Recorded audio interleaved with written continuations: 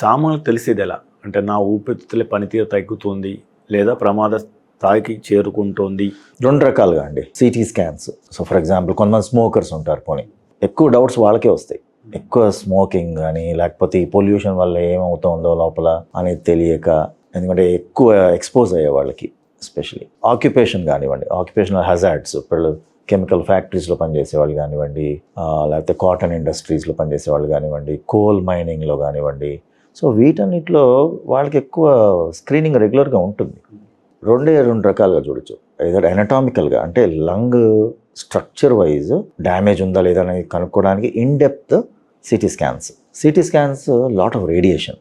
Okay, పెద్ద ఎక్కువ మేము అందుకే అడ్వైజ్ చేయము. లేదు నాకు కావాలి, కంపల్సరీ నాకు తెలుసుకోవాలని ఉంది అని అంటే సిటీ స్కాన్ ఒక పద్ధతి. ఎందుకంటే 1 millimeter కట్స్లో మనకి డీటెయిలింగ్ తెలుస్తుంది. ది అదర్ వే ఇంకోటి అంటే ఫిజియలాజికల్గా అంటే మన కెపాసిటీ ఎలా ఉంది అనేది తెలుసుకోవడానికి lung function test, so pulmonary function test అంటాం, పిఎఫ్టీస్ అంటాం.